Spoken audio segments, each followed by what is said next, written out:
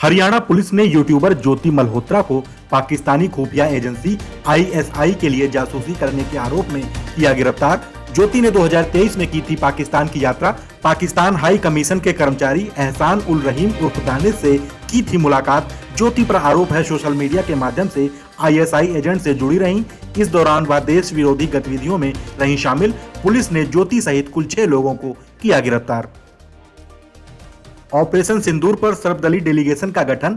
7 delegation बनाए गए जो साझेदार देशों को ऑपरेशन सिंदूर के बारे में देंगे जानकारी। शशि थरूर अमेरिका, रविशंकर प्रसाद मिडिल ईस्ट, कानिमोजी एशिया और Spain, Supriya Sule south Africa और इजिप्ट, संजय कुमार झा जापान और मलेशिया में करेंगे नेतृत्व। वहीं श्रीकांत शिंदे यूएई और अफ्रीकन देशों में और बैजंत पांडा वेस्ट यूपी में करेंगे नेतृत्व। भारत पाकिस्तान तनाव के बीच तुर्की के खिलाफ लोगों का फूट रहा गुस्सा। कानपुर विश्वविद्यालय ने इस्तांबुल विश्वविद्यालय से रद्द किया करार। वहीं इंडियन इंडस्ट्रीज एसोसिएशन ने तुर्की से आयात पर रोक लगाने का लिया फैसला। कई निर्यातकों ने भी तुर्की से निर्यात बंद करने का लिया निर्णय। भारत पाकिस्तान युद्ध के दौरान तुर्की ने की थी पाकिस्तान की मदद। सीएम योगी ने जरूरतमंदों के लिए उठाया बड़ा कदम। महज 43 दिनों में 8,180 जरूरतमंदों को 1.53 अरब की दी गई सहायता। किडनी कैंसर और हृदय रोग के मरीजों को इलाज के लिए मिल रही आर्थिक सहायता। सीएम योगी ने जनता दर्शन और प्रार्थना पत्र पर की तत्काल कार्रवाई।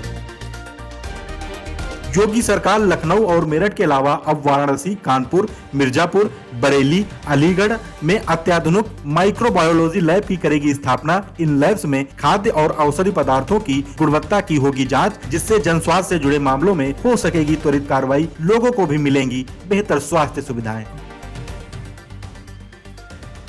यूपी में हीट वेव से बचाव के लिए योगी सरकार ने जारी किए दिशा निर्देश। सीएम योगी ने स्वास्थ्य विभाग को गाइडलाइन जारी करने के दिए निर्देश। लोगों को दोपहर 12 से 4 के बीच धूप में न निकलने की दी गई सलाह। बुजुर्ग, बच्चों और श्रमिकों के लिए विशेष गाइडलाइन जारी। श्रमिकों के लिए छायादार जगहों की व्यवस्था करने के निर्देश। कानपुर के परमट स्थित बाबा आनंदेश्वर मंदिर के शिवलिंग की सुरक्षा के लिए श्रद्धालु हुए सजग। कहा, मंदिर में केमिकल युक्त सामग्री, सिक्के या चाबी घिसना सही नहीं। मंदिर में दर्शन पूजन के लिए सावन और महाशिवरात्रि पर आते हैं लाखों श्रद्धालु। जालौन से दिल को छू लेने वाली खबर। हजारों किसानों ने एक साथ मिलकर सूख चुकी नून नदी को फिर से किया जिंदा। सभी ने 4 साल तक मिलकर किया काम। नदी के 14 किलोमीटर हिस्से को कराया अतिक्रमण मुक्त। इस पहल से 47 गांवों के 15,000 से ज्यादा किसान होंगे लाभान्वित। फिरोजाबाद में पुलिस ने गैंगस्टर भूरा कुरैशी की संपत्ति की कुर्क। करीब 1 करोड़ रुपए की चल और अचल संपत्ति की गई जब्त। थाना रसूलपुर पुलिस ने यह बड़ी कार्रवाई की। भूरा कुरैशी के खिलाफ दर्ज थे कई थानों में मामले, जिसके चलते पुलिस संपत्ति को जब्त करने की कर रही कार्रवाई। पाकिस्तान के लिए जासूसी में पकड़े गए नोमान इलाही ने पुलिस से पूछताछ में किया बड़ा खुलासा। कैराना के 14 युवाओं के अलावा मुजफ्फरनगर, सहारनपुर और देहरादून में कई एजेंट पकड़े गए। यह सभी नोमान और पाकिस्तान में बैठे आईएसआई एजेंट इकबाल उर्फ काना के संपर्क में थे। कपड़े की फेरी, जन सुविधा केंद्र और प्राइवेट नौकरी के आड़ में पाकिस्तान भेजी जा रही थी सूचनाएं। लखनऊ नगर निगम ने 15 करोड़ रुपए की सरकारी जमीन को कराया कब्जा मुक्त। जोन 4 और 7 में भूमाफियाओं ने सरकारी जमीन पर किया था अवैध कब्जा। प्रॉपर्टी डीलरों की मदद से जमीन को बेचने की भी की जा रही थी कोशिश। नगर निगम ने बुलडोजर से अवैध निर्माण और प्लॉटिंग को ढहाया। जमीन पर बनाया गया था कोका कोला का गोदाम। सुल्तानपुर की एमपी एमएलए कोर्ट में राहुल गांधी के खिलाफ दायर मानहानि मामले की सुनवाई टली। अब 2 जून को होगी इस मामले की अगली सुनवाई। अधिवक्ताओं के कार्य बहिष्कार के कारण टली सुनवाई। भाजपा नेता विजय मिश्रा ने अमित शाह पर टिप्पणी के मामले में राहुल गांधी के खिलाफ दर्ज कराया था केस। सपा सांसद रामगोपाल यादव के जाति सूचक शब्दों का प्रयोग करने पर बढ़ा विवाद।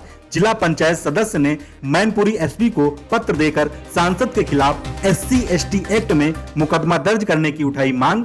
सैन्य अधिकारी व्योमिका सिंह को लेकर की गई टिप्पणी के बाद गरमाई राजनीति।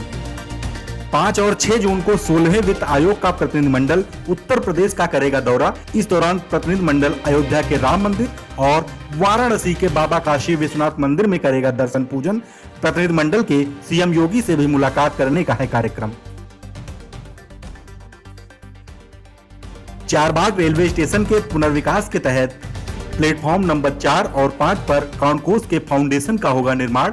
15 मई से 9 जुलाई तक कई ट्रेनें चारबाग के बजाय ऐशबाग, बादशाहनगर, आलमनगर और उतरेटिया स्टेशन पर रुकेंगी। वीरांगना लक्ष्मीबाई झांसी इंटरसिटी कानपुर तक रहेगी सीमित। सुल्तानपुर लखनऊ, बलरामपुर लखनऊ आदि ट्रेनें आलमबाग तक ही चलेंगी।